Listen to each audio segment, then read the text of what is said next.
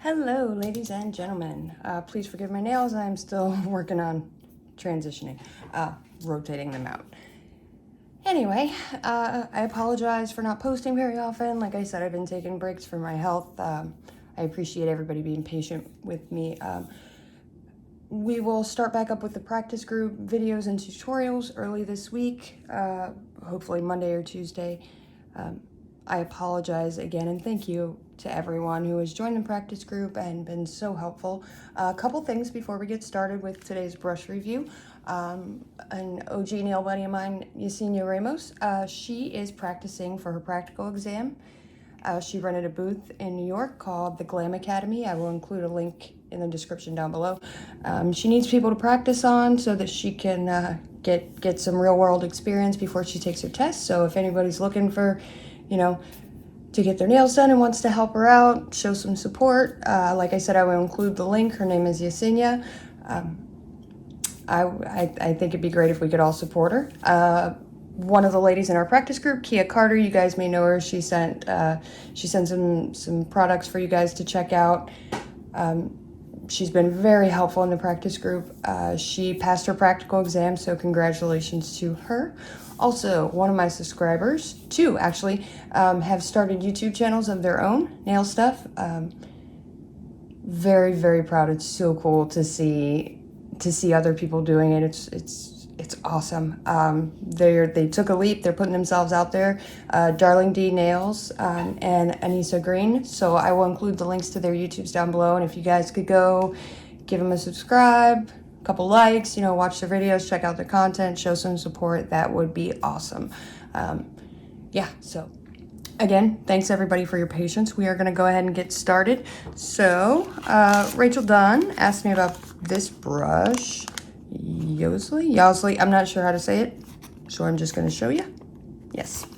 Okay, this one said it was real stable. I checked the reviews. It came with a little cuticle pusher here. I did not expect the size. It said it was a size 8. Let's see if I can find another size 8 so I can show you guys the difference. That's not an 8.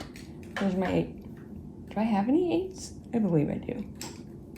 Here we go. Here's another size 8. This thing is little. It is teeny, teeny, tiny. The handle is super small. It is very, very little. So besides that, let's see. Yeah, I don't really have any other size 8s, but besides that fact, it said it was 100% sable. It actually does look to be sable. Like I said, it's pretty small, but size 8, A lot of the metal handle brushes that I've found are very small like this, so I don't know. We're gonna check it out, but like I said, it looks to be sable. I'm not positive. There are some dark patches, but we're gonna look. I have all the starches cleaned out. I don't know. Here, if I can give you guys that's how small it is. All right, let's get close up here. So it's pretty dark, very dark.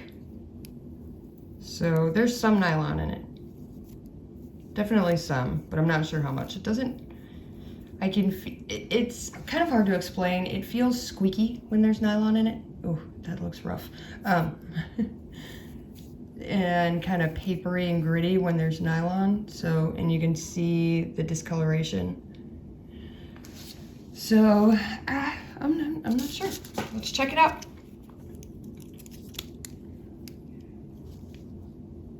I am using Not Polish Obsessed. It actually picked up a pretty good sized bead for how small it was. I am surprised. I'm cleaning my brush off in between each bead, like I always do, just to get a gauge of how much acrylic it's holding. And it is sticking, like pulling the acrylic off. So, well, we'll check it out at the end. Oh, yeah, it's sticking pretty good. So I'm curious as to how much it's not 100% sable like they said, but it is letting go of monomer a little, but you can already see where it's kind of stuck down in there already. And to be clear, I'm dipping it in monomer in between, wiping it off and then re-wetting it. but it's not awful, but it's not sable. Yeah, you can see how. Let's go ahead and finish up before we look at it. It is very little, but it's picking up better beads than I expected, which is interesting. Like you can, I didn't expect that with that size. I expected them to be teeny tiny little things. It's almost as if it's letting go of all of the monomer as soon as I tap it, as soon as I tap the acrylic.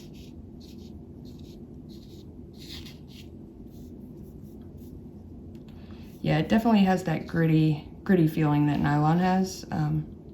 When you wipe it, you get this kind of gritty sand feeling. And you can kind of see, well, maybe not. It's really not showing up well. So you see those light spots? That is acrylic. That's where there's no monomer and the acrylic is kind of stuck in there, even though I'm cleaning it in between each bead. But I will show you here in a second after I finish this last one exactly how much is stuck in there even with cleaning. Which, I mean, I don't have anything against nylon in particular. Like the E-Nail Couture brush was nylon, but it's specially treated because it's vegan, you know.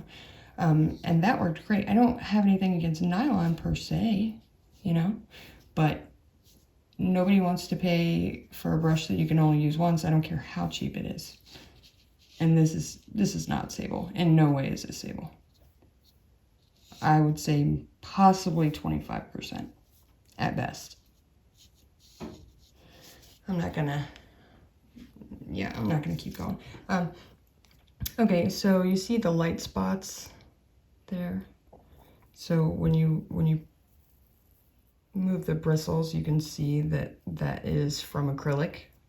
That's what discolors it, because it pulls the monomer out of the nylon. So that's why it looks light, like right here. That again is acrylic. It is bad. Yeah, not good. And that is with me cleaning it in between each and every bead and also re-wetting it before I touch the acrylic again. Let's see. Cleaned it off a few more. Yeah, there we go. There's that nylon behavior. Yeah, it doesn't come out. So another fail. Which, I mean, it's perfectly normal even in sable brushes to have some acrylic left over, but it shouldn't be full of acrylic the way this is, you know? It shouldn't be jammed in there. It shouldn't be covered in it if you're cleaning your brush in between each bead that way. So that's excessive. And here, let me give you an idea of what it should look like. Oh, next up is the not polished brush, by the way. I still haven't gotten around to that.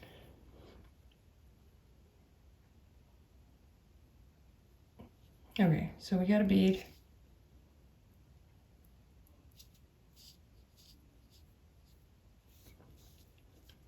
Let me grab a bigger one so I can show you guys what I'm talking about. So now this brush I am not cleaning in between. I'm just going to wipe it off when I'm done so you can see the difference. Okay, so I didn't re-wet this one. I just wiped the acrylic off of it. Now you can see there is no acrylic in there, just from wiping it on the paper towel. I didn't have to go through all of the drama. Yeah, so that's the difference. It shouldn't hold like that at all. So,